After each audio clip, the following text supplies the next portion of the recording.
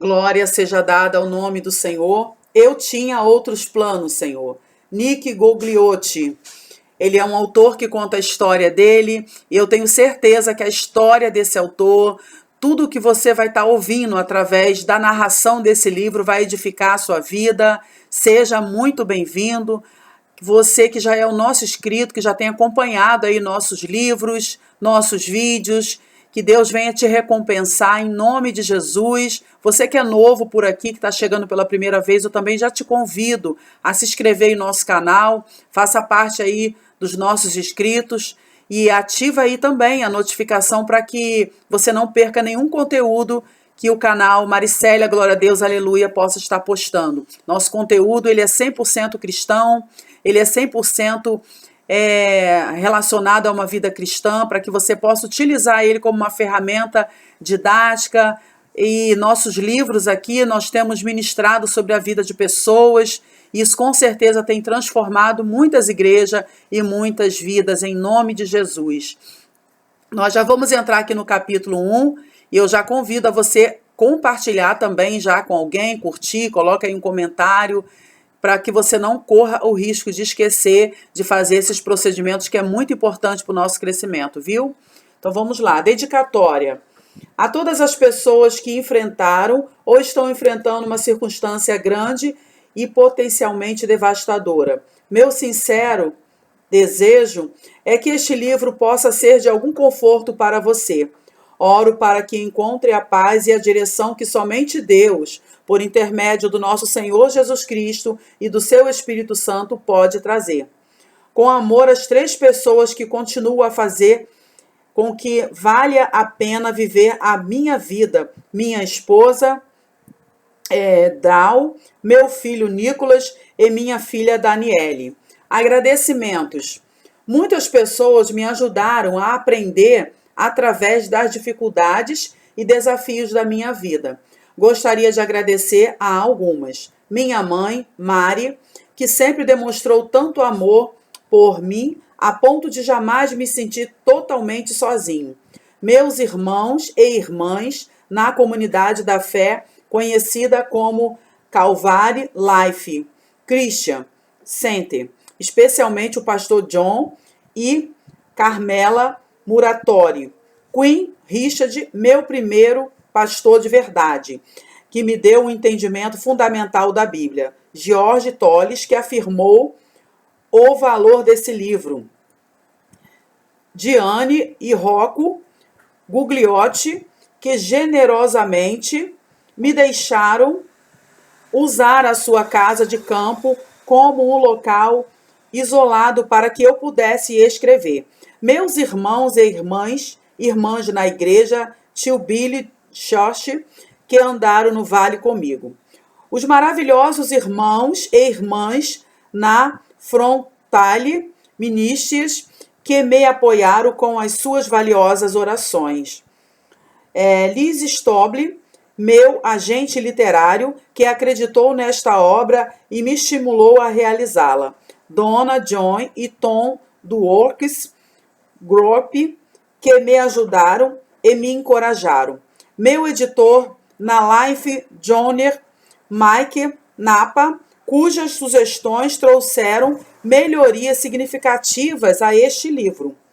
Minha maravilhosa esposa, Dan, que compreende o quanto este livro é importante para mim. Meus filhos Nick e Daniele, que continuaram a me inspirar. Deus me fez crescer na terra da minha aflição. Gênesis 41, 52. Introdução. Há muitos anos, minha vida deu uma guinada repentina e inesperada. Eu passei de um respeitado executivo no auge da carreira a um ninguém, desempregado, lutando com uma série de doenças. Esta, embora potencialmente terminal, não me matou. Porém, a batalha angustiante e perturbadora para descobrir a mim mesmo quase fez isso. Tive que desenterrar o verdadeiro eu que sobrou dentro de mim. Tive que desenterrar o verdadeiro eu que sobrou dentro de mim depois de perder a posição na sociedade que antes me definia. O seguro invalidez e o acordo com a empresa tornaram possível que eu ainda cuidasse da minha família. Mas cuidar da minha autoimagem devastada foi uma outra história. Algum tempo antes da minha queda, uma ponte desmoronou em Fairfield Court, Connection. Lembro-me de ter visto fotografias do espaço vazio onde antes havia o meio da ponte. Eu nem sequer desconfiava que experimentaria um desmoronamento e um espaço vazio devastador em minha vida. Estava viajando pela via expressa, com o futuro claramente mapeado, quando a estrada de repente se abriu por debaixo de mim. E encontrei-me mergulhando em um lugar inesperado e indesejado, e não gostei nem um pouco. A estrada em que desde então passei a viajar estava repleta de curvas fechadas, declives, subidas tortuosas, arrancadas, interminantes e paradas bruscas. Também estava repleta de oportunidades. A princípio, não enxerguei nenhuma oportunidade, apenas perdas. Ao experimentar uma transição após outra, percebi que havia muito a ser aprendido sobre a vida, os propósitos e a fé. Com um Deus misericordioso ao meu lado, comecei a descobrir coisas novas sobre esta dádiva que chamamos de vida. Como um dos conselheiros na igreja, comecei a ver um padrão na vida de muitas das pessoas que ali vinham em busca de ajuda. Algumas vinham porque seus casamentos haviam desmoronado, outras porque haviam perdido filhos por causa de uma doença terminal. Algumas ficaram sozinhas de repente após 30 ou 40 anos de casamento. Outras haviam perdido uma carreira. A única coisa que todas tinham em comum era o fato de que uma mudança repentina nas circunstâncias havia lançado o seu mundo em um tumulto. Quando comecei a juntar de volta os pedaços da minha própria vida fragmentada, vi que talvez Deus tinha me guiado pelo processo para que eu pudesse oferecer ajuda àqueles que estão percorrendo um caminho similar em direção à recuperação. Essas são as pessoas para as quais escrevi este livro. Se você é uma delas, quero lhe dizer que não importa quão tenebroso pareça, quão solitário você se sinta ou quão terrivelmente a dor possa estar lhe dilacerando. O Deus de toda consolação é capaz de lhe conduzir através da alegria e da paz. 2 Coríntios, capítulo 1, versículo 3. Eu sei que isso é verdade. Recebi a sua graça e o seu amor, e isso permitiu que eu encontrasse o meu caminho outra vez. Aí aqui na mesma página, que no caso é a página 14, um quadradozinho escrito assim: com um Deus misericordioso ao meu lado, comecei a descobrir coisas novas sobre esta dádiva que chamamos de vida. Na verdade, isso aqui é uma referência desse próprio texto que eu acabei de ler, né? Vamos continuar aqui, essa parte aqui desse início da introdução. Muitas vezes, durante a minha prova, eu pensei: Senhor, coloque-me fora de combate até que tudo acabe. Mas ele não trabalha dessa forma. Não o colocará fora de combate, mas percorrerá a estrada com você. Se pedir que ele faça isso, oro para que este livro ajude você a agir assim. Glória a Deus, né? Então a gente vai entrar aqui agora no capítulo 1. Um telefonema mudou tudo. Não é necessário mudar. A sobrevivência não é uma obrigação. W. Edgar Dermig. Isso aqui, na verdade, é uma referência desse autor, né? Porque tá aqui o nome do autor embaixo. Vamos lá.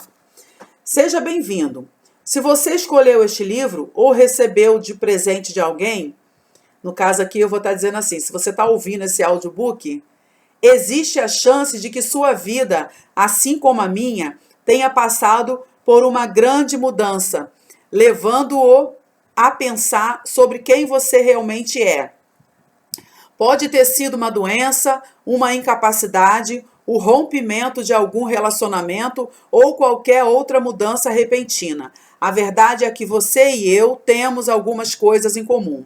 Talvez tenha sido obrigado a enfrentar uma dura realidade que levantou dúvidas sobre sua própria compreensão de si mesmo. É inquietante descobrir que o seu mundo foi redefinido pelas circunstâncias. Mas isso acontece o tempo todo. No meu caso, foi uma debilitante doença que apagou a ideia de quem eu era e para onde estava indo. No seu, pode ter sido uma espécie diferente de mudança repentina, mas o resultado será o mesmo.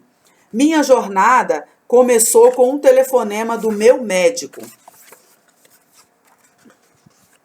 Alô? Disse minha esposa Davi. Sim. Oi, doutor Milton.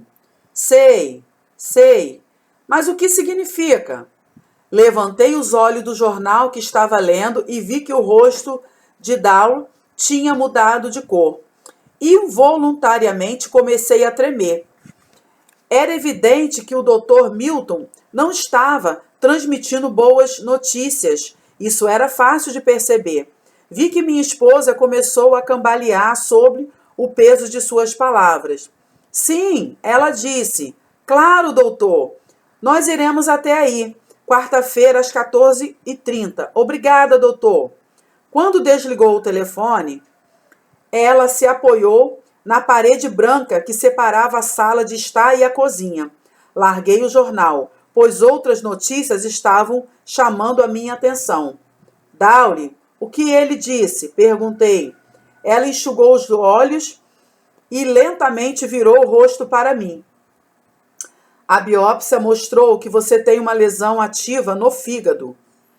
Ele quer conversar conosco sobre o tratamento. Oh, eu disse, tentando entender suas palavras, mas reagindo fortemente à linguagem do seu corpo. Down caminhou na minha direção e sentou-se ao meu lado. Suas mãos estavam tremendo. Quase não podia me ver através da nuvem das suas lágrimas. Ela colocou as mãos nos meus ombros e me abraçou. Então, tranquilamente, eu perguntei, é muito grave? Ela se atrapalhou com as palavras. Não sei. Comecei a sentir frio, embora ela estivesse me abraçando. Ele acha que você devia pensar em parar de trabalhar por algum tempo. Aos 48 anos de idade, eu era presidente de uma importante empresa na área de marketing e comunicação. Nossa situação financeira era estável e minha família estava indo muito bem.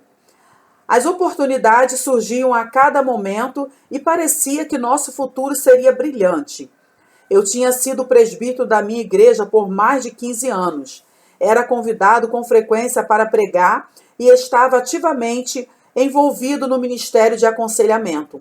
Havia até me candidatado a ser pastor associado durante um ano. Aos 44 anos, sofri um acidente com o carro, batendo contra um muro.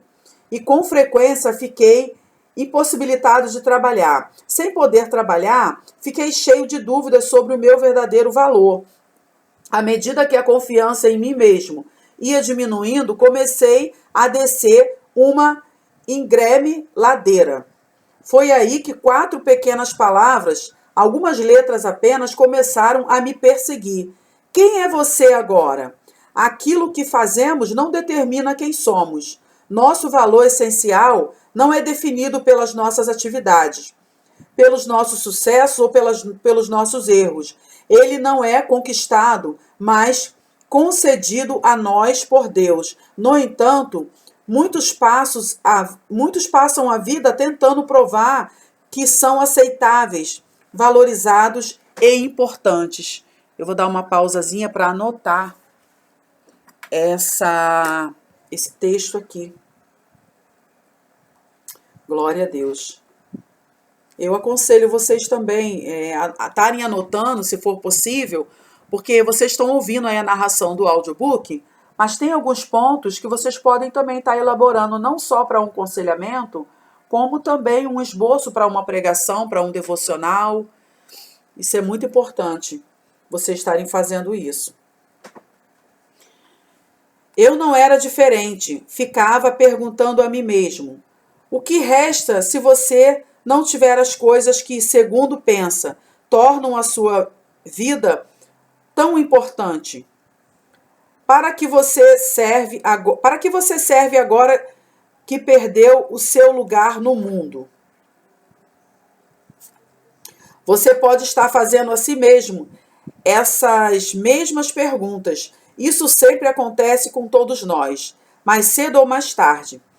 Geralmente acontece nos momentos em que pensamos. Vou voltar aqui a frase, porque eu gosto de ler com excelência para vocês entenderem bem. Você pode estar fazendo a si mesmo essas mesmas perguntas. Isso sempre acontece com todos nós, mais cedo ou mais tarde. E geralmente acontece nos momentos em que passamos por mudanças trágicas, quando entendemos que não há nenhuma forma de escapar. É o momento em que nos vemos perante uma realidade transparente, e é também o momento em que nos vemos face a face com Deus. Será que alguma coisa está forçando você a desistir da vida que tinha antes e começar tudo de novo? Não pode fazer isso sozinho, mas poderá se tiver a ajuda de Deus, aquele que é poderoso para fazer tudo muito mais abundante além daquilo que pedimos ou pensamos, segundo o poder em que nós opera a esse glória. Vou voltar aqui esse ponto. Será que alguma coisa está forçando você a desistir da vida que tinha antes e começar tudo de novo? Não pode fazer isso sozinho, mas poderá se tiver a ajuda de Deus, aquele que é poderoso para fazer tudo muito mais abundantemente, além daquilo que pedimos ou pensamos, segundo o poder que em nós opera a esse glória. Efésios, capítulo 3, versículo 20 e 21. Vamos continuar. E foi assim que começou o fim da minha vida. Pelo menos era assim que eu pensava. Depois daquele curto telefonema, minha realidade começou a desmoronar. Um telefonema havia acabado com minha sensação de estabilidade. As coisas tinham mudado. Um importante processo de desmantelamento havia se iniciado. Não fiquei chocada ao saber que estava doente, pois já fazia algum tempo que tinha perdido alguma coisa. Ou melhor, pois já fazia algum tempo que tinha percebido alguma coisa, mas fiquei chocada ao saber que estava muito doente. E também era perturbador pensar que ia precisar abandonar os negócios que havia construído desde a infância. Isso queria dizer que precisava abandonar o sonho da minha vida. Isso era difícil, muito difícil. Eu tinha começado a trabalhar logo que completei 16 anos. De vendedor de sapatos, passei a ajudante de pedreiro, de motorista de caminhão a operário da construção, de auxiliar interno a assistente de relações públicas e de executivo a empresário. Durante toda a minha vida tinha aprendido a entender a importância de todo o trabalho honesto. Na minha família havia duas coisas capazes de infligir um código tático. 1. Manchar a honra da família e 2. Não ter vontade de trabalhar. Para uma família de operosos imigrantes, deixar de trabalhar era o mesmo que pecar. Eu ainda não havia entendido, nesse momento, que estava a ponto de me tornar um pecador. 2 dias depois do telefonema do Dr. Milton, Down e eu fomos ao seu consultório. Estávamos sentados na sala de espera e tínhamos começado a folhear distraidamente as revistas, quando um homem entrou na sala. Sua esposa e filha o ajudaram a tirar o casaco e as luvas e podíamos perceber como a sua respiração era difícil quando se apoiou no braço da esposa. Seus olhos eram encovados e sua face aparentava cansaço, enquanto o pescoço parecia quase infantil dentro de uma camisa pelo menos 2 vezes maior que o necessário. Dal e eu nos entreolhamos. Será que esta seria a visita do fantasma de um futuro Natal? Senhor Gugliotti, a enfermeira chamou. Sim, estamos aqui. Dal respondeu. Oi, disse a enfermeira por cima dos olhos, enquanto a acompanhávamos pelo estreito corredor. Como está se sentindo hoje? Bem, eu disse. Ela não estava realmente esperando uma resposta sincera. Na sua profissão, pode ser perigoso se preocupar demais com os clientes. Muito bem, agora suba na balança, ela pediu. Ótimo, agora venha comigo, por favor. Sente-se junto a essa mesa para eu medir a sua pressão. Eu assentei com a cabeça e obedeci às ordens. Definitivamente, não estava no controle e isso me deixava nervoso. Muito bem, senhor Gugliotti. Por favor, tire sua roupa. Fique só de cueca e depois vista esse jaleco. O doutor já vem. Um arrepio involuntário correu pela minha espinha. Será que estava mostrando um bilhete para uma viagem que não queria fazer? Para onde estava indo? Por que, de repente, o mundo começou a parecer tão ameaçador? Por que me sentia tão pequeno? Será que isso estava realmente acontecendo comigo? Olá, senhor e senhora Gugliotti. Deixa eu voltar aqui a frase. Olá, senhor e senhora Gugliotti, disse o Dr. Milton, com um sorriso. Na mão esquerda, ele segurava uma pasta com o nome Gugliotti, enquanto oferecia a mão direita para nos cumprimentar. Seu rosto tinha uma aura de bondade, mas as linhas profundas no canto dos seus olhos traziam uma pesada fração de desapontamento. Dr. Charles Milton havia se desgastado durante os anos que passou observando pessoas lutarem contra graves doenças. Ele tivera seus momentos de triunfo. Entretanto, havia sofrido algumas frustrações, mais frequentes do que gostaria de lembrar. Ele contou algumas piadas para amenizar o ambiente e perguntou se eu tinha cansaço e dor nas articulações. Depois colocou a pasta sobre a mesa e se aproximou de mim, sentado num banquinho com rodas. Doutor, o que está realmente acontecendo? Perguntei. Ele cruzou as pernas e colocou as mãos sobre os joelhos. Cada caso é diferente, por isso é difícil dar uma definição. Ele disse, já tive pacientes com doenças muito menos graves, mas que não reagiram muito bem. Tive pacientes com doenças muito avançadas, mas que responderam bem. Esta não é uma ciência exata. Compreendo, falei. Essa é uma situação. Você está com hepatite B e C, com base nos seus registros. Vejo que você tem essas 2 formas de hepatite há quase 30 anos. A biópsia está indicando que o seu vírus está ativo.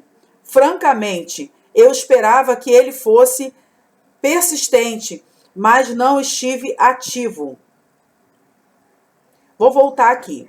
Francamente, eu esperava que ele fosse persistente, mas que não estivesse ativo. Existe uma grande diferença. Há muitas pessoas andando por aí portadoras de um vírus persistente e crônico no seu sistema. Elas só correm o risco de esse vírus se converter num processo ativo. Elas não têm nenhuma lesão no fígado e nenhuma cicatriz. Em algum momento, o seu vírus tornou-se ativo e começou a prejudicar o seu fígado. Você tem uma lesão moderada, mas que poderá aumentar.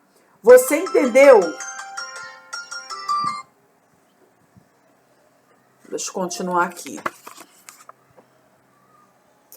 Me perdi aqui, o telefone tocou, acabei me perdendo. Deixa eu voltar aqui a frase.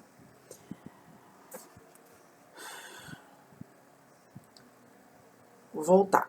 Você tem uma lesão moderada, mas que poderá aumentar. Você entendeu tudo o que eu disse até agora? Acenei levemente com a cabeça. O que não se pode prever e o que ninguém sabe é o tempo que a doença vai levar para progredir. Nos casos mais graves, ela progride rapidamente. Se esse for o seu caso, dentro de 1 ano apresentará aumento no fígado, tumores e estará correndo um sério risco. Ou seu fígado poderá se tornar tão deteriorado que vai precisar de um transplante. No melhor cenário possível, a doença irá progredir lentamente e o tratamento destruirá o vírus antes de ele provocar qualquer lesão. Mas que caminho você acredita que ele irá tomar, doutor? Gostaria de saber. Ele falou numa linguagem comedida, no tipo que os médicos aprendem a usar ao longo dos seus anos de prática, com cuidado para não eliminar qualquer esperança, mas sem prometer nada de que ele não pudesse ter absoluta certeza. Você poderia passar relativamente bem durante 1 ano, 5 anos, até 15 anos, ou poderia adoecer rapidamente. Eu simplesmente não sei. E você tem uma outra complicação. Tenho? Sim. O estudo do seu sangue e os relatórios de pelo menos 2 especialistas indicam que você tem um problema avançado no seu sistema imunológico. Esse problema pode ser decorrente de ter passado 30 anos lutando contra uma doença crônica, mas também pode não ter nenhuma relação. O fato é que seu corpo é incapaz de lutar contra essa doença de forma tão eficiente como qualquer outra pessoa. Vou voltar aqui a frase, porque eu tenho que virar a página, né? O fato é que seu corpo é incapaz de lutar contra essa doença de forma tão eficiente como qualquer outra pessoa que não tem a função imunológica comprometida. Você não está nas melhores condições para lutar contra essa doença. E a terapia, que não é fácil, provavelmente será ainda mais difícil para você. Mais alguma coisa? Perguntei. Não acha que já é o bastante? O que vem depois? Perguntei. Dal mudou de posição na cadeira. Sua face estava pálida e o coração ferido, inclinando-se para ouvir cada palavra do médico. Ela forçou um sorriso na minha direção. Vamos começar com uma combinação de interfério ribavirina. O mais rápido possível, ele disse. Você vai tomar 3 injeções por semana e 6 comprimidos por dia. E vai ter que tomar uma decisão. Sobre o quê? Perguntei. Sobre o trabalho, respondeu. Esse tratamento causa alguns efeitos desagradáveis que poderão ser muito difíceis de suportar. Você poderá ficar deprimido, poderá ter dores de cabeça e com certeza terá sintomas de gripe e irá experimentar dores nos músculos e nas articulações. E tem mais uma coisa, ele fez uma pausa. E, provavelmente, terá que lidar com uma sensação de extrema fadiga. Ele inclinou-se para frente e nossos olhares se cruzaram. Chamam isso de instinto, intuição. Eu não sei, mas percebi nele uma sincera compaixão e isso me assustou mais que qualquer coisa que tivesse dito anteriormente. você poderá sentir algum tipo de incapacidade e exaustão. Não há jeito de saber com certeza, mas posso afirmar que no seu caso há quase certeza de que sentirá uma crônica sensação de exaustão. Então, você está dizendo que não vou ser capaz de trabalhar? Bem, algumas pessoas são capazes de trabalhar durante o tratamento, em especial aquelas que não têm um vírus ativo. Mas, no seu caso, meu conselho é que deva evitar o trabalho. De acordo com sua esposa, você trabalha 10 horas por dia, quase sempre 6 dias por semana. Ela me disse que ultimamente você tem se sentido muito exausto no fim do dia. Não é fácil tomar conta de um negócio, eu disse. Eu sei, e não estou indo contra o excesso de trabalho, mas o estresse é inimigo do corpo humano. E nesse momento, seu corpo não está precisando de mais inimigos. Acima de tudo, suas crises de extrema fadiga estão ocorrendo com mais frequência. E você ainda nem começou a tomar os remédios que irão provocar uma exaustão consideravelmente maior. Alguns meses atrás, foi parar na emergência do hospital. E sua esposa me disse que está tendo enxaquecas. Você quer mais algumas razões? Não. Já entendi tudo, respondi. Eu sabia que ele estava com a razão. Estava ficando mais difícil a cada dia que passava e, na maior parte do tempo, eu estava me arrastando. Então, o que devo fazer? Perguntei. Pense em tirar uma licença de pelo menos 9 meses. Talvez um ano fosse melhor. Use esse tempo para descansar e se concentrar em continuar com o tratamento. Quando entender isso, estará em melhores condições para considerar o seu futuro.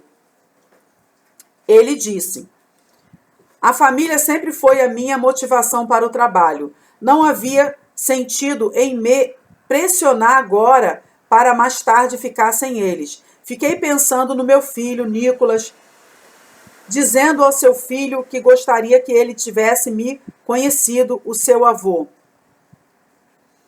Visualizei um garotinho, o meu neto, jogando futebol. Fiquei triste ao imaginar um quadro onde eu não estaria presente. Vi minha esposa Daniele em um belo vestido branco, caminhando pelo corredor da igreja, de braço dado com seu irmão, porque o pai não estava ali para levá-la